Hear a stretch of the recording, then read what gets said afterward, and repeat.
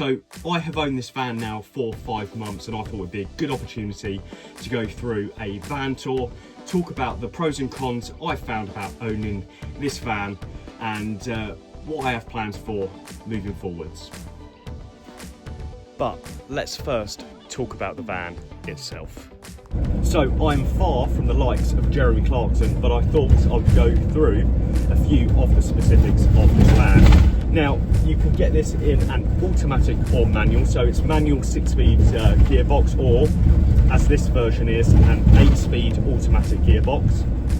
It's 140 brake horsepower, 2.2 litre engine, and this is built on the chassis of a Peugeot Boxer.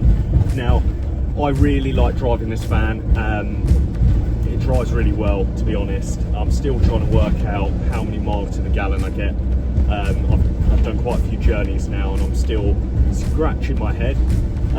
But one of the bonuses about this van that I like and helps with the drive quality is these captain seats as well at the front, which are a nice addition, and they're just nice and comfortable, especially in comparison to the van I had beforehand.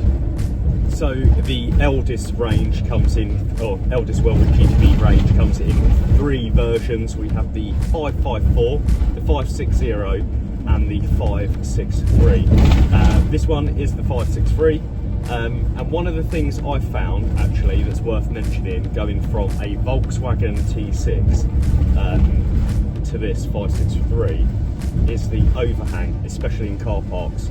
I'm all right now, but early on it was an absolute struggle, and also you have to be really mindful where you're going to start parking, whereas before I used to just be able to drive into more or less any car park, whereas this one, height restrictions is a big thing, and also taking up 2 parking bays, and there's a Tesco's near Warwick where it's quite small, the car park, and trying to navigate it, especially during busy times, is just a bit of a, to be honest, a bit of a no-go.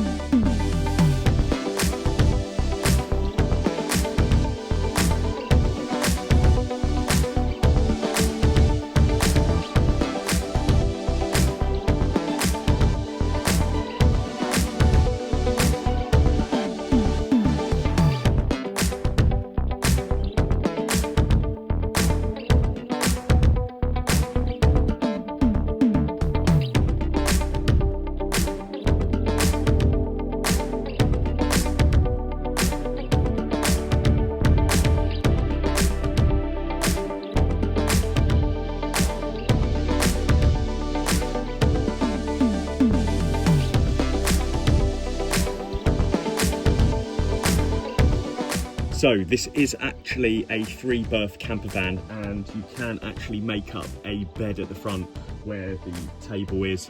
I'm not going to do it, but it will look something like this.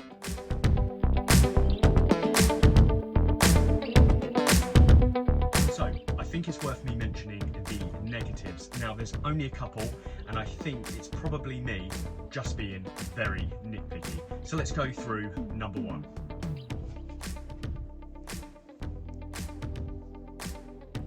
My second negative is actually to do with the sliding door and where it's positioned.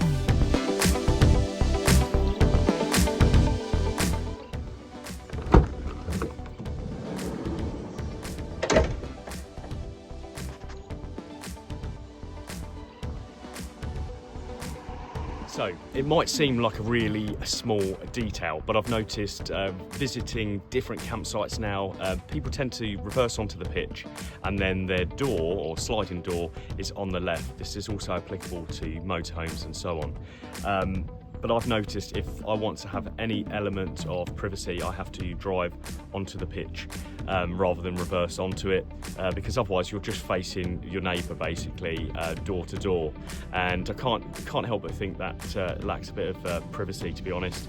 But yeah, that would be number 2 in terms of negatives. But if anything, I should have done my research really, so that probably falls on me. So I will keep number 3 really short and sweet because I've referenced it before and there's other videos out there, but it is to do with the shower curtain.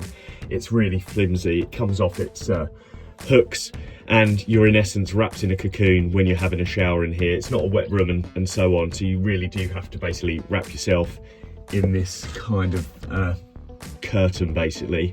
But with that said, when I've been off grid, when I've used it, it's fantastic, and I love the novelty still. So I just wanted to explain what might have been seen as a bit of a clickbait style title to this video, but I just wanted to talk about how I come to buy this van, why I chose this van. Obviously I've gone through the negatives, but there's a lot more positives that outweigh those. And basically some of the comments that I've kind of had since owning this van over the last 5 months. So it did pose a couple of questions for me. So for those of you who have not watched my previous videos, the first van I owned was actually a Volkswagen T6. It was an ex-British gas van that I had professionally converted. I've done a couple of bits myself, but left that to the professionals. Now, there was a couple of things early on I noticed that were lacking for me.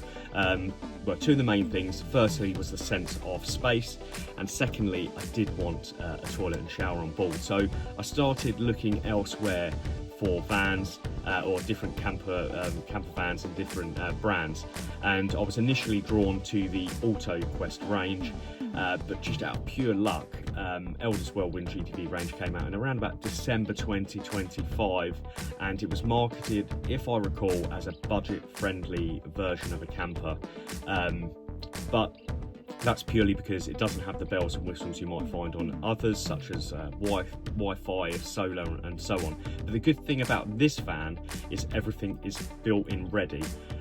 So I did actually get a solar panel fitted 4 weeks into owning this van. It's a 100 watt Truma solar panel.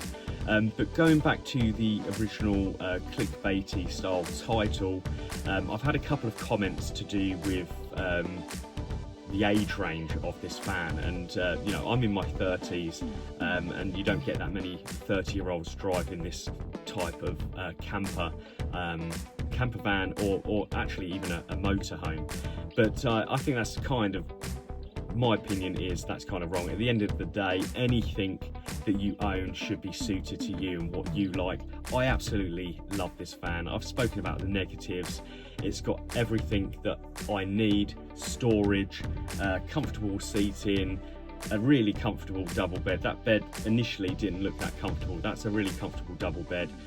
It's got a really nice shower on board, even if I am moaning about the curtain. And obviously the toilet as well is a massive bonus. But yeah, I mean, basically I've had a couple of comments. I don't think it matters. I enjoy it, and that is the main thing. Now, I just want to talk about, before I wrap up, moving forwards with this van. So upcoming interesting videos that I'll be uploading towards the end of the year will be my European journey or adventure. So from October I'm off for 31 days and I'm going to be driving through Europe in this van and basically make the most of it. The next thing on the horizon for me in this van is I'm looking to get it wrapped. I'm not a huge fan of the colour scheme, if I'm honest, so I'm looking to get it wrapped and basically personalise the van and just make it more personal to me. Thank you to all those new subscribers since my last video. As always, thank you everyone for watching me waffle for around about 10 minutes. I hope I've covered everything. And hopefully, as always, I'll upload a video in the next couple of weeks. But that's a wrap from me.